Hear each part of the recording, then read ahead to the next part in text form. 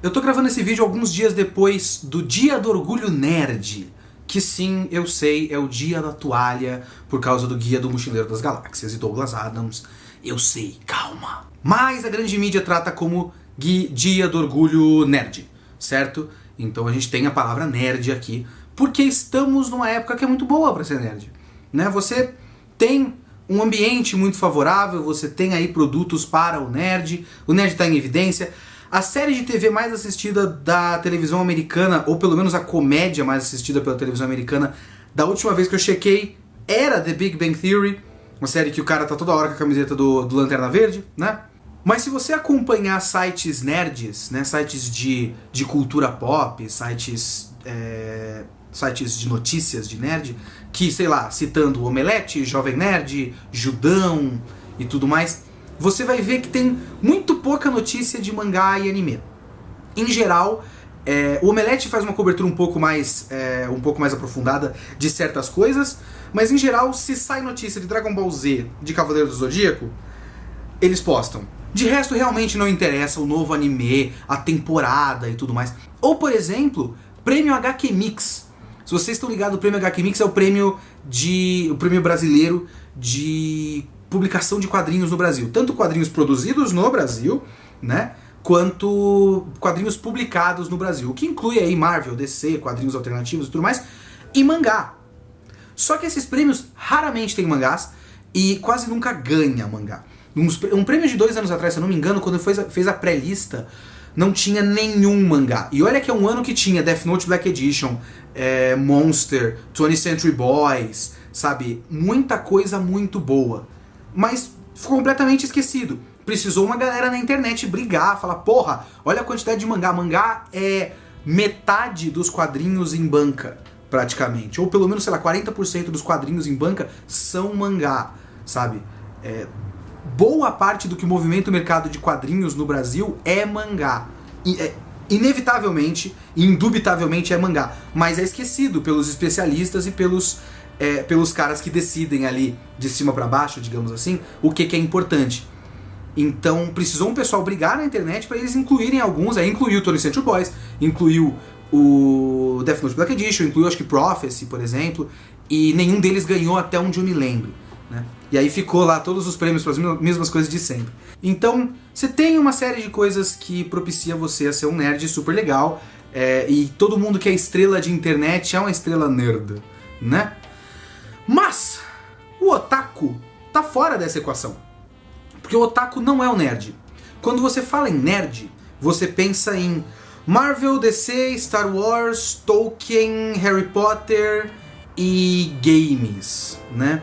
Então, quando você é um nerd gamer, você curte essas coisas, certo? Se você curtir alguma coisa japonesa, é um plus. É uma coisinha diferente. Se você só curte coisa japonesa, você é esquisito. Você sofre preconceito. Notem as aspas aqui, porque preconceito é uma palavra que deve ser levada muito a sério, e quem sofre preconceito são grupos que realmente sofrem preconceito com isso, e quando a gente fala de preconceito otaku, vamos com calma, né? Mas vamos falar nesse nível de superficialidade aqui, porque, né, o preconceito é uma questão séria de verdade. E por quê? Por que o otaku não é nerd? Por que o nerd não pode se misturar? Por que o otaku é um nível abaixo, certo? E eu tenho uma teoria para isso, baseada em percepção do que eu vejo por aí, baseada no fato de que eu trabalho numa editora de mangá e eu vejo coisas acontecerem. Eu ponho a culpa em falta de investimento dos japoneses. E eu vou explicar por quê.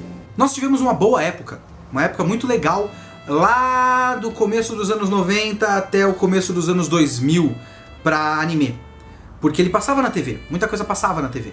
Então você tinha Cavaleiros, Yu Yu Hakusho, Dragon Ball, depois Dragon Ball Z, aí já outra leva, Dragon Ball Z, Digimon, Pokémon.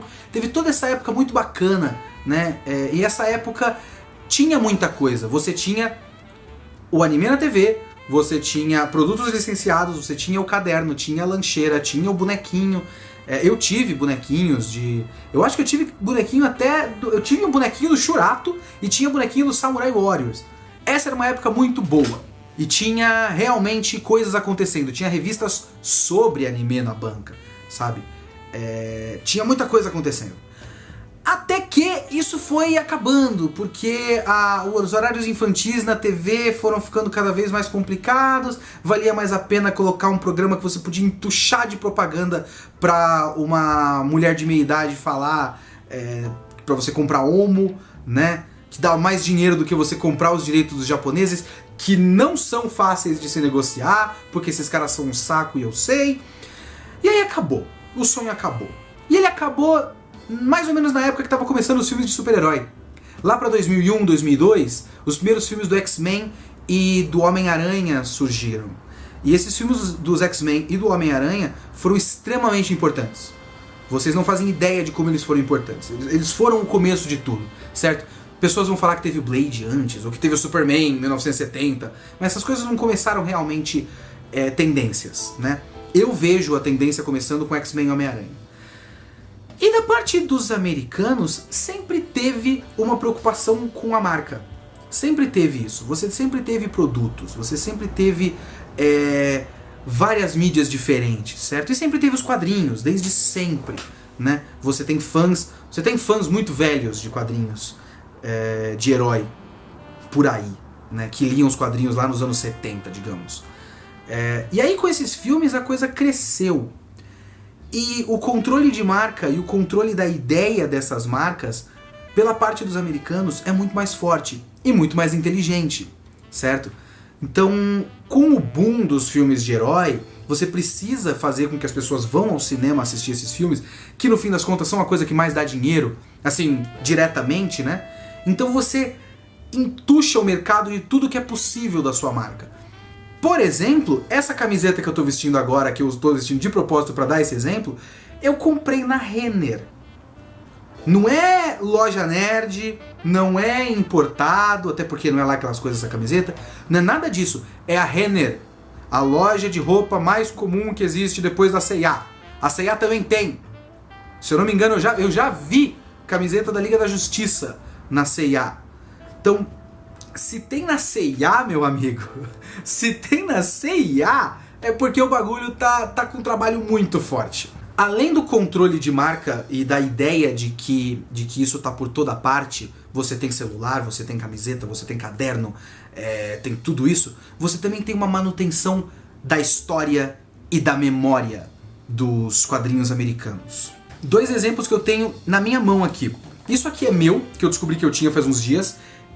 Coleção 70 anos DC, as maiores histórias do Batman. Se eu não me engano tem umas 12 aqui, e tem histórias desde o Bob Kane, nos anos 30, né? O Batman, eu preciso reler pra lembrar direito que tipo de história que tinha, mas é o Batman do começão, se eu não me engano é o Batman que dava tiro, tá ligado? É outra parada. Então, você tem acesso a isso. Você tem acesso a essa coleção. E eu tô aqui emprestado de um amigo meu, o Guerras Secretas, que é lá dos anos 60, 70, se eu não me engano. Eu posso fazer parte dessa turma, da turma que conhece isso desde sempre. Eu posso fazer parte dessa comunidade, porque eu tenho acesso a essa história, eu tenho acesso a essa memória. E com essa memória, você tem a ideia do vintage, do clássico, do eterno, digamos. Então a coisa sempre teve aí. É um trabalho muito forte que se tem, que parte sim do interesse de editoras e lojas e produtoras aí de fábricas de produtos brasileiros de terem essas marcas, mas também existe toda uma facilitação, um acesso a isso. Tem uma matéria que eu vi há muito tempo no blog da Sandra Monte, eu preciso achar essa matéria, se eu achar eu coloco o link em videoquest.com.br, onde a Sandra Monte, isso é uma coisa que ela faz que é muito legal, não sei se ela ainda faz. Ela foi numa feira de licenciamento de produtos. Bonequinho, licenciamento de bonequinho, de sei lá, de caderno. Então são as marcas que vêm de fora oferecer para as fábricas brasileiras, tipo, eu tenho aqui a marca Homem-Aranha. Você quer fazer caderno do Homem-Aranha? Quero. Vamos aí negociar os preços e tal.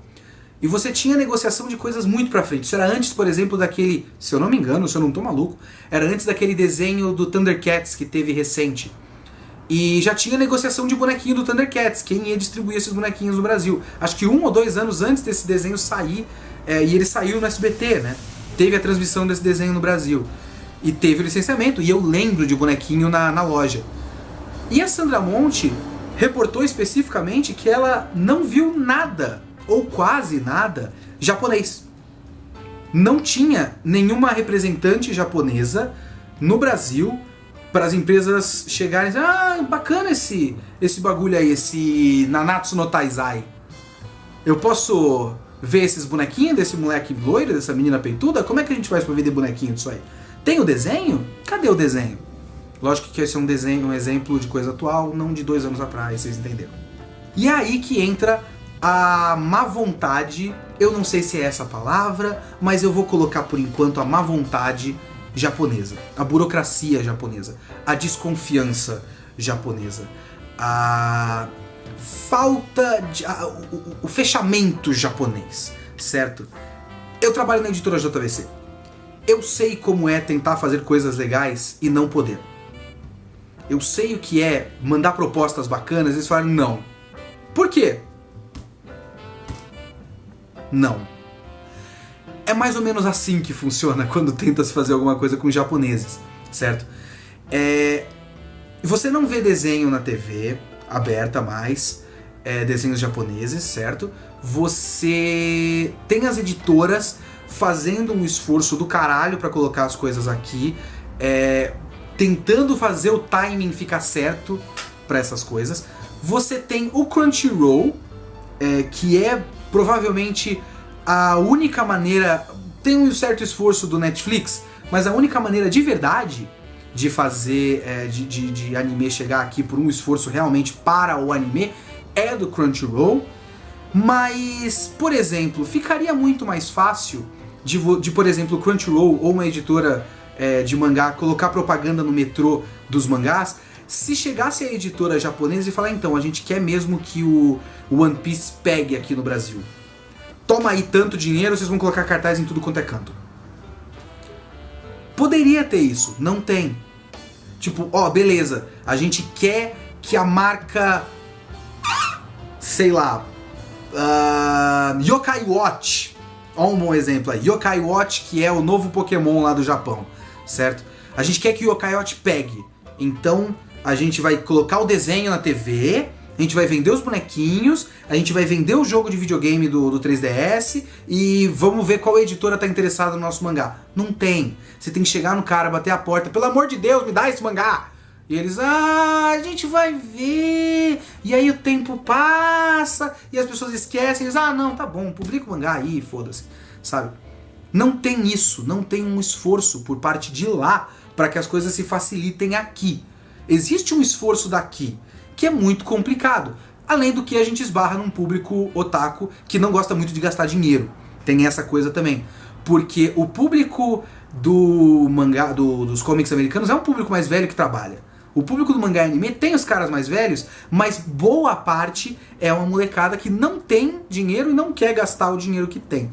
Então é uma série de coisas que faz com que o mangá e o anime não fiquem em evidência, não seja o centro das atenções, não rodeie ninguém, não seja o primeiro plano, não seja coberto pelos grandes portais de notícia, não seja notícia e não seja legal. Já o nerd é legal, porque tem todo um ambiente absolutamente favorável para você ser nerd. Nessa definição básica de nerd que eu dei no começo do vídeo. Então essa é mais ou menos a minha percepção de como funciona hoje, como está o paradigma das coisas entre o nerd, o otaku e o ambiente para ambos os grupos e para o consumo desses bens, certo? Mais ou menos por aí que eu acho. Eu espero não ter falado merda. É possível que eu tenha. Se você acha que eu falei merda, se você tem informações a compartilhar, a acrescentar ou de repente a corrigir, videoquest.com.br. Tchau.